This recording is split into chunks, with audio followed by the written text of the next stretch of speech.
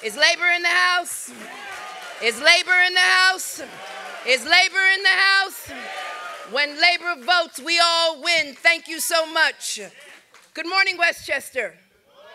Oh, you can do better than that. Good morning, Westchester. It's great to be here. My name is Letitia James, and everyone refers to me as Tish, and I hope all of you refer to me as Tish. I'm running for the office of Attorney General because we find ourselves in perilous times. We have a federal government that is hell-bent on attacking our communities and undermining our rights and attacking labor, which means they're attacking the middle class and rolling back decades of progress that so many before us gave their blood and their sweat and their tears for, progress that I've been fighting for my entire career. Growing up in Brooklyn. Is Brooklyn in the house? Okay, be quiet, we're outnumbered. Shh. I came from humble beginnings. They always tried to write me off and count me out. And each and every time they tried to count me out, I stood up and I moved them out of the way. And I did it with my sheer force of my conviction in all of you in this room, and my conviction that if we work together, that if we get past all of the artificial constructs that divide us, if we recognize that we're all one big human family, and if we recognize that we've got a responsibility and a duty to improve the lives of others, then all of us will be victorious. You see,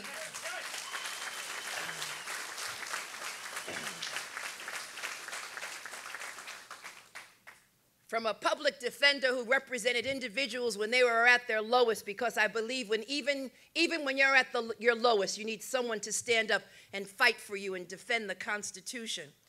As a former Assistant Attorney General, as a former City Council member, and now as the public advocate of the City of New York, I've spent my entire career fighting for our communities and moving our state forward.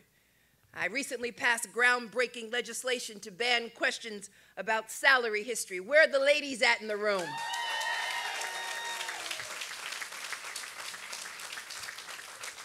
And where are the feminist men who support ladies?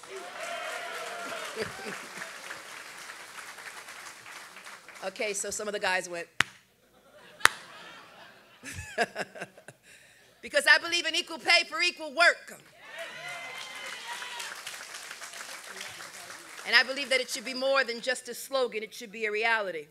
You see, I've worked with our team, I worked with Governor Cuomo to make the minimum wage a reality and to bring us to $15 an hour, because no one should have to choose between putting food on their table and affording medication. I took on bad landlords who tried to take advantage of tenants. And I've stood up to gun manufacturers and retailers because when it comes to gun violence, inaction is simply not an option. And I've stood up for labor in the face of the Janus decision because I believe that the middle class and the union are inextricably tied together. And the reason why we've got benefits, and the reason why we've got a minimum wage, and the reason why we've got a weekend off, and the reason why we've got women's rights, and the reason why we've got a civil rights struggle is because of labor. And there is no sunlight between me and labor, and I will support and fight for labor each and every day. And it's great to see the firefighters here. 7 years ago, my mother was dying in my home, and it was firefighters who came to my home and worked on my mother for 35 minutes. They didn't know my status. They didn't know who I was. They didn't know that at the time I was a city council member. All they saw was a crying daughter. And firefighters worked on my mother for 35 years. She transitioned then, and that's why in the city council and now throughout the state of New York, I will never, ever allow a firehouse to close. Not in my watch, not ever. And so I thank you.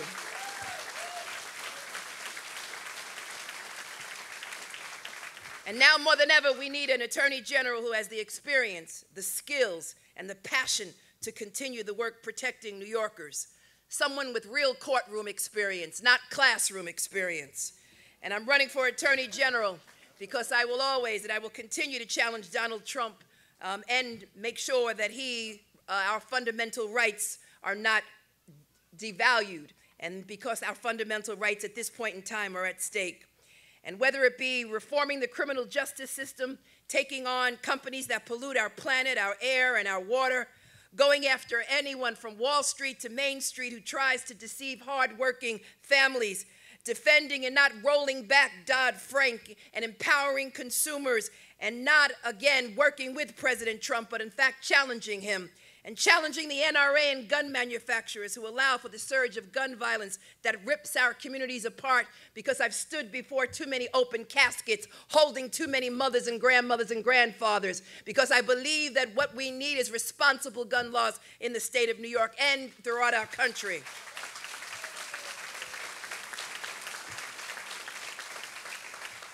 Or protect a woman's right to choose, and to choose what happens to our bodies.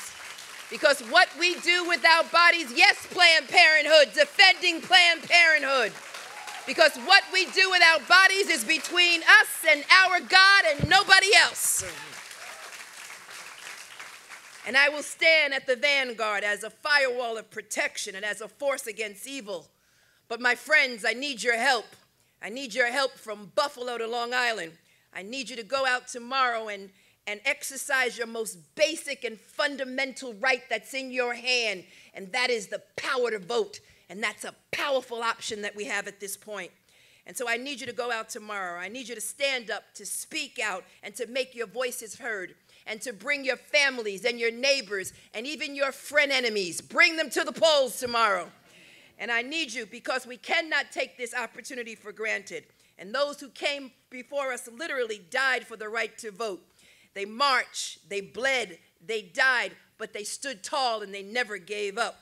And so we must march to the polls tomorrow and stand in line in quiet dignity, stand in line in quiet resistance, stand in line in quiet defiance of all that is happening to our nation right now. And when we vote tomorrow, you'll vote for Andrew Cuomo for leadership, Governor Cuomo. And when you vote tomorrow, you'll vote for Lieutenant Governor Kathy Hochul, who represents resilience and power and the power of women. And when you vote tomorrow, you vote for Letitia James, you'll vote for experience, you'll vote for compassion, you'll vote for democracy, you'll vote for your families, you'll vote for your children, you'll vote for your state, you'll vote for your nation, because everything, my friends, is at stake. Vote for the winning team tomorrow. Come out tomorrow and stretch your power and vote. Ladies and gentlemen, please welcome Governor Andrew Cuomo. Good morning. It is great to be with my neighbors in Westchester. I am a proud Westchester resident, which is one of the reasons why I am so adamant about the property tax cap, because I pay those property taxes and there's no interest like self-interest. Let's give a big round of applause to our county executive, George Latimer. All my colleagues in government, let's give them a round of applause. The next Senate Majority Leader, Andrea Stewart-Cousins.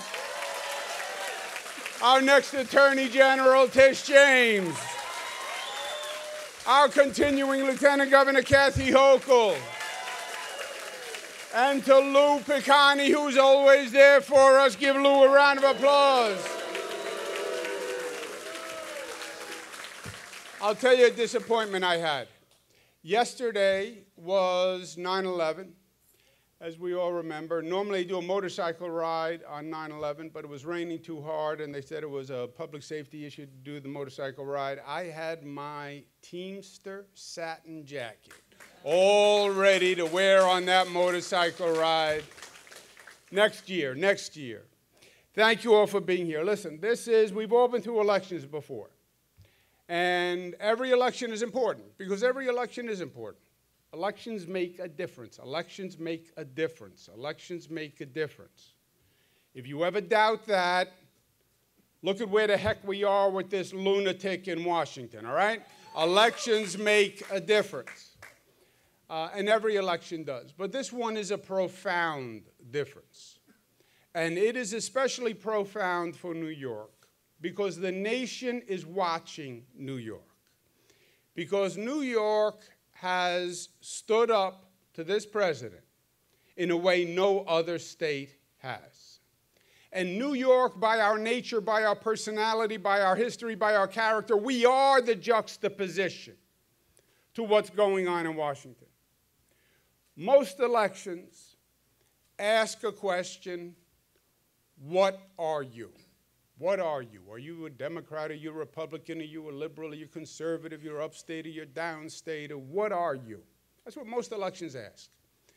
This election asks, who are you? This election is asking, who are you as a person? What is your character? What do you believe is important? What do you want to tell your children about the society that we live in and that we left behind? Who are we? What does it mean to be an American? What does it mean to be a New Yorker? What does that really mean? That's what's going on in this country today.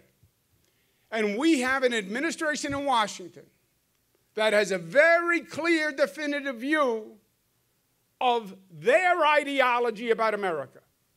And their ideology, by their admission, not my interpretation, is an America that is narrow, that is inclusive, that is bigoted, yes, bigoted, that is closed, that favors the rich. That is their America. That is who they are. Look at them. Look at where they come from. Look at their values. Look at the legislation they pass. Look at the actions they take. People say, oh, this president, they're crazy.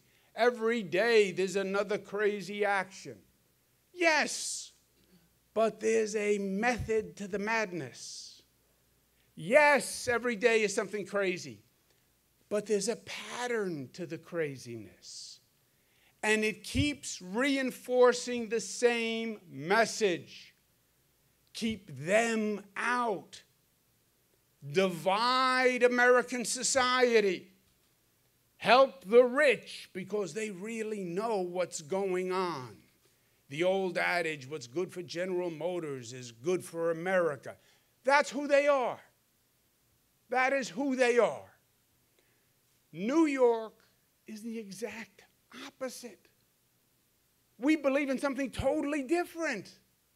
Look at us. We're 19 million people. We come from every place on the globe. You're going to tell us you're anti-immigrant? We're all immigrants. We don't accept it. We don't believe it.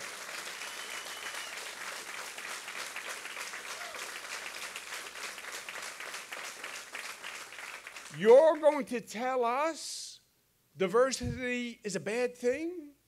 That it's a bad thing to have people of different skin colors, different religions, different sexual orientations? No. We became the greatest state in the country by accepting the exact opposite mentality. We said we accept all, and we love the differences, and we embrace the differences, and we celebrate the diversity. It's a strength that makes us who we are. We celebrate it. The Italian parade, the Irish parade, the Jewish parade, the Asian parade. The more parades, the better. The more opportunities to celebrate each other, the better.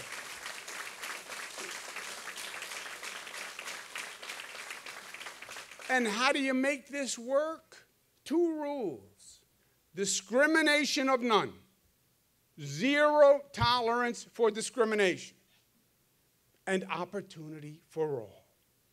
Those are the rules that make this New York American experiment in democracy work. And what they are proposing in Washington is exactly opposite that.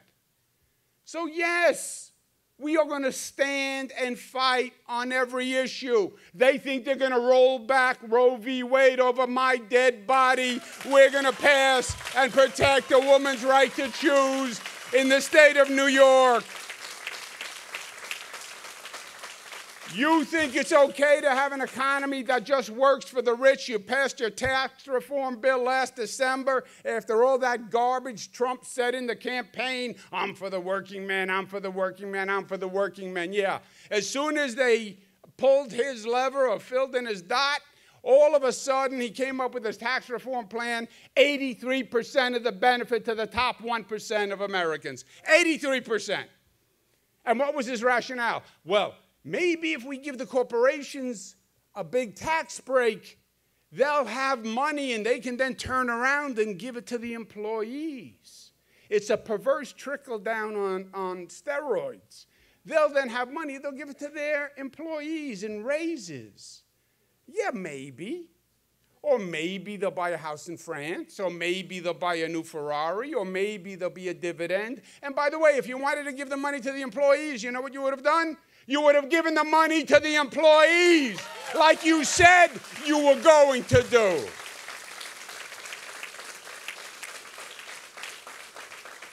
We don't believe in New York about taking care of the rich. God bless them, they're doing well. We want to see those at the bottom raised. We want to see the working families raised. That's why $15 minimum wage first in the United States. That's why paid family leave. We want to see the middle class strong.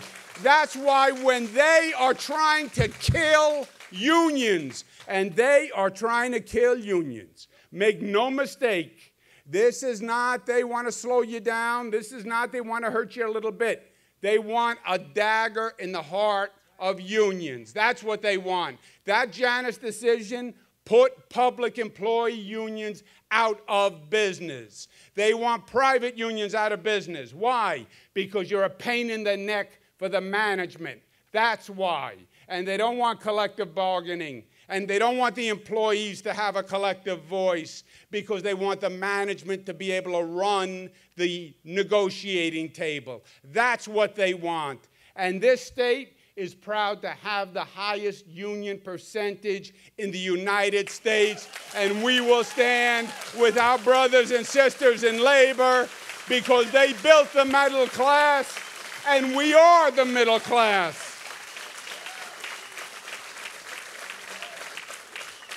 We believe in opportunity for all. That's why we're funding more money in public education than ever before. That's why this is the state that pays more in public education per student than any state in the United States of America. And we just passed free college tuition for the middle class so every student can go to college.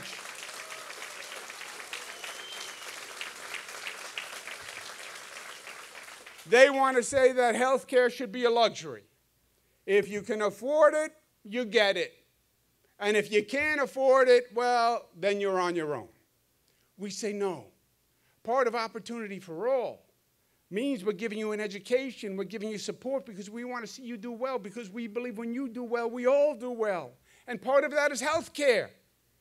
You can't be doing your best if you are not healthy. And it is also short-sighted as a society because when one person is sick, it affects everyone. You sneeze, I get a cold. And we wind up paying anyway.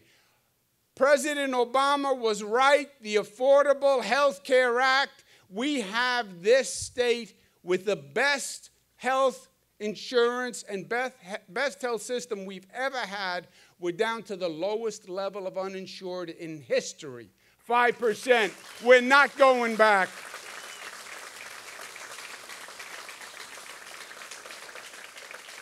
And what they do that is most destructive is they are discriminatory. And look, I don't use these words loosely. I'm an attorney. I was the former attorney general. I'm governor of New York. I believe in the protocol and decorum of the office. I don't like saying their policies are discriminatory. It hurts me to say it, but it's also true. And I also believe you will never solve a problem you're unwilling to admit. And this nation has to open its eyes. What they did on the south border, what this president was saying in the campaign when he was talking about a wall, I want to build a wall, that was code. That had nothing to do with border security. If you were really talking about border security, you would be talking about lasers and cameras and technology to do security. You wouldn't be talking about building a wall. He wanted to say, build a wall as a symbol. He used to talk about the Great Wall of China. Build the wall. What is a wall? A wall is something that separates, that divides. He was saying, keep them out. Keep out those people on the southern border. You know who they are, those people with different skin color, the poor people. Muslim travel ban, yeah, keep those Muslims out. They worship a different God. Yeah, keep those Haitians out and those Africans out, those bad countries, except he didn't say bad. He is about division. He is about divide and conquer. He's about appealing to the worst instinct in the American people, which is their fear and their anger and turning it against each other. And when you start to get Americans to divide, it doesn't stop. When you spread that fear, it doesn't stop. It's like unleashing a cancer in the body politic. You know, we have more anti-Semitic attacks in New York State now than we've had in years. You know, we have formation of more white supremacist groups than we've had in years. He has unleashed a cancer, and it grows out of control, and it goes right to the core of who we are, because we are diverse. We are from different places and different religions. You make that a weakness, you destroy this nation. And you have to be honest, and we have to stand up to it, whether it's on the border or when he abandoned the people in Puerto Rico after Hurricane Maria because they're Puerto Ricans.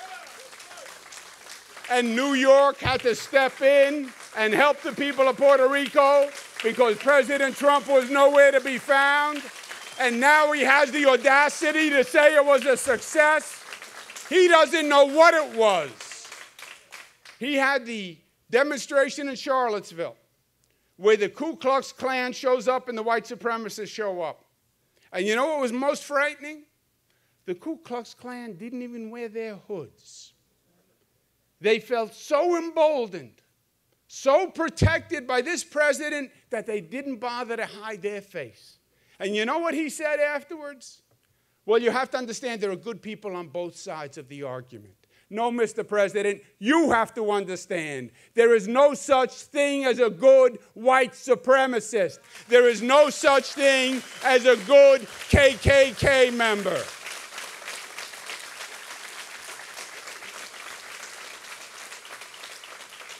So it is up to New York to stand up to this president, stand up to this White House, stand up to these policies, and show the other states the way forward. That's what we've always done.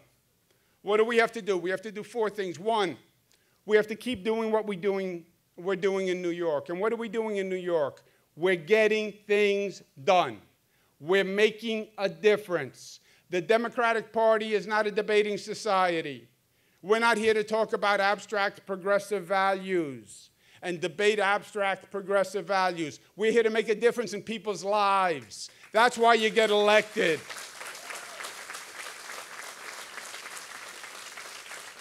You get elected to build bridges and build airports and pass laws and fight discrimination and make a difference in people's lives. And government has to understand that, some of our brothers and sisters. They think it's enough to talk. My grandfather, Andrea, my father's father. As soon as a politician used to come on the television, my grandfather used to start to go like this. And never when my father was watching. And I said, Grandpa, what is that? He said, these politicians, all they do is talk. Talk. They don't do anything. They should get a real job.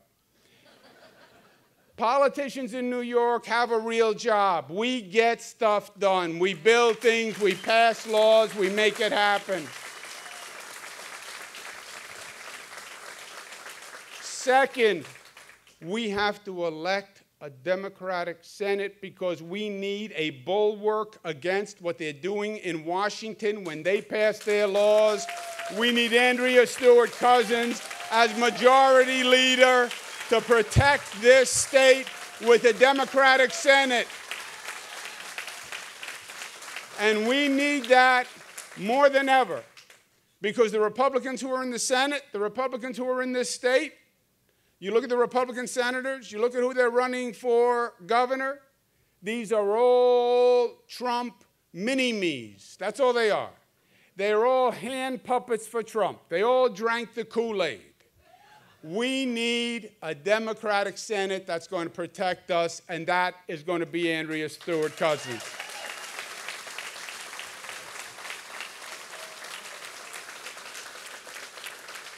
We need a Democratic Congress because the only way we stop the freight train is with a Democratic Congress that can stand up and stop this president.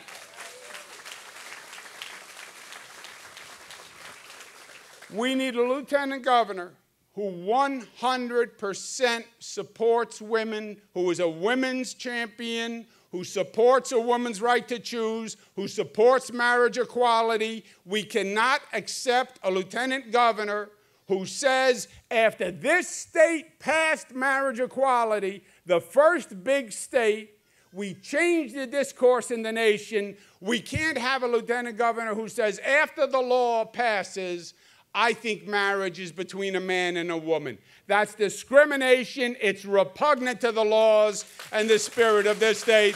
We need Kathy Hochul.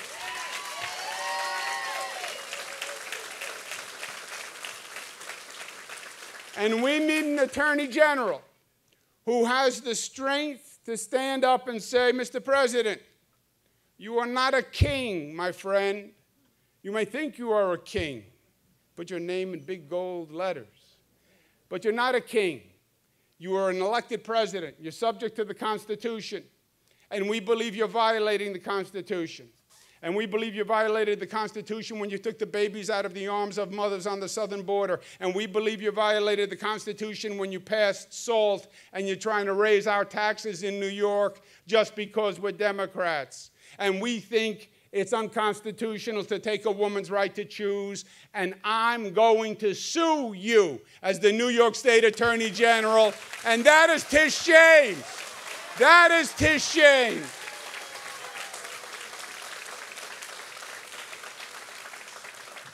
And we need it. We need to do it tomorrow. It is about tomorrow. It all comes back to tomorrow. And tomorrow is the only day that matters. It's the only day that matters. And nothing matters but getting people to the polls. Everything else is baloney. And that is a job for each and every person in this room. Now, the president is attacking me. He attacks me on a weekly basis. I don't mind it. I sort of like it. I attack him right back.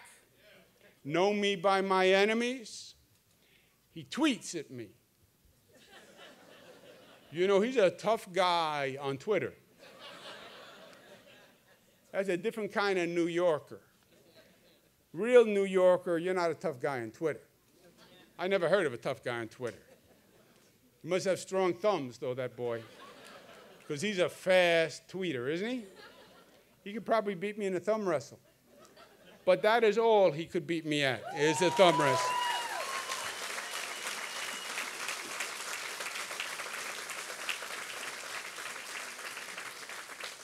So I want to say to Tweety Bird, you keep tweeting. But it's not just me. And you watch what happens tomorrow when Democrats come out all across the state and say, we are repulsed by what you are doing, Mr. President. You make us embarrassed to be Americans, Mr. President. You are not representing our interest and our future. We're not going to let you do it. We're going to stand up and fight back. We're going to stand up and fight for the rights of labor. We're going to stand up and fight for the rights of women. We're going to stand up and fight for the rights of working families. We're going to stand up and fight for the middle class. We're going to stand up and fight against discrimination. We're going to stand together, shoulder to shoulder, black, white, brown, Christian, Muslim, Jewish, because that's who we are. And the fight back and the revolution starts tomorrow. And you make it happen. Thank you. God bless you. Ladies and gentlemen, please welcome Lieutenant Governor Kathy Hochul. All this talk about fight, you got your boxing gloves on, everybody? I say bring it on. Bring it on, because we are tough New Yorkers, and we're going to send a message across the nation tomorrow with our sweeping victory. First of all, it is spectacular to be back here in Westchester, and my friends from Rockland as well. Came across a really nice bridge, didn't you? I mean, you are so, that largest infrastructure project in America, yeah, got it done. The governor got it done. Nobody else touched that one. Nobody else thought it could get done. But I love coming here because Westchester is such a hotbed of political activity. I mean, why else do former presidents want to live here? Former secretaries of state want to live here. The governor of our state wants to live here. This is where the action is. And I want to say I felt that energy when we ended the reign of Rob Astorino and elected our great county executive, George Latimer. Was that not a sweet day in Westchester history? Indeed it was. And how about months later when we elected Shelley mayor in a special election? And boy, that was a special election, Shelley. And that is the energy that we're going to harness again tomorrow. I can feel it in my veins because you know how to get the job done. And the governor and I and Tish James, we're counting on you. And we know you know the stories. We know you know how to get people out to vote. And it is all on your shoulders now because we've been working hard. And I want to tell you, as the person who gets to hold the gavel and preside over the New York State Senate, what a happy day it's going to be next January when I get to call on Majority Leader Andrea Stewart Cousins, also from Westchester.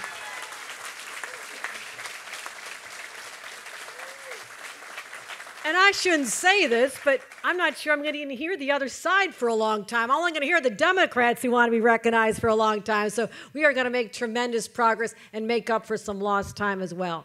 And you heard the woman who is a lioness, a woman who has such passion and commitment. Our next Attorney General, Tish James, is a spectacular human being with a lifetime of experience in public service. See the difference? Lifetime of experience in public service. That's what we have an opportunity to vote for tomorrow. That is who we're going to elect as our next Attorney General. And also, I have loved being your Lieutenant Governor. And the governor mentioned President Obama and the Affordable Care Act, and many of you know why I treasured my opportunity to serve with my friend Nita Lowey and Elliot Engel. And it was one of the highest honors of my life to become a Democrat in Congress in the most Republican district in the state of New York. Not sure how we pulled it off, but we did. But when that opportunity came to decide, do I stand with my president on the Affordable Care Act and the contraception mandate, which became a hot-button issue, do I stand with my president or the voters in my district because they thought, watching a little too much Fox News, that there was something inherently evil about the Affordable Care Act? See what I'm saying? Different part of the state. I stood with the people who I knew needed this help, whether they knew it or not. And I refused to turn my back on President Obama, and I stood with him, and I paid the political price. And I want to thank our governor for taking me as someone who had a broken heart at the thought of losing an opportunity to continue serving, and brought me back to be his lieutenant governor, to stand at his side, to help govern the great state of New York. Governor, it has been an honor, a privilege to be your lieutenant governor for the last 4 years. And we have changed people's lives. in ways that no one could have foreseen. I'm the one who's out there who gets the hugs from someone who says, I can now go to college. My parents told me we couldn't afford it, and now I can. I get to feel that love. I get to talk to someone at the fast food place. I go to a lot of McDonald's. I like Egg McMuffins. And I see people behind the counter, and I know they no longer have to work 40 hours a week and live below the poverty line. We're lifting people up, and I see it and feel it every day in the state of New York. And I love standing with my friends from Planned Parenthood and all the women's groups who've said for years, hey, it could happen. We could have a different Supreme Court. We could have a different president. And nobody believed it. It was like Chicken Little, right? Well, guess what? Chicken Little was right. The sky is falling. We now need to stand with you now more than ever before to fight against people who are going to strip away the rights that we have held sacred since 1970 in the state of New York. I want to be on the front line with that as well. And so I'm fired up. I am so fired up to continue as your lieutenant governor because we have some unfinished business. But to know that you have a team in Cuomo, Hochul, James, we are battle tested. We say bring it on. We love a good fight. And not only fighting for New Yorkers, it's something we do every single day, but as the governor said, the rest of the nation leads us. I don't see any other state in the nation that has stood up and led the resistance against Donald Trump like we have here in the state of New York, and we need that to continue. You can make that continue by getting out there and voting tomorrow. Let's bring it home. Cuomo, Hochul, James. Cuomo, Hochul, James. Let's bring it home, everybody. Cuomo, Hochul, James.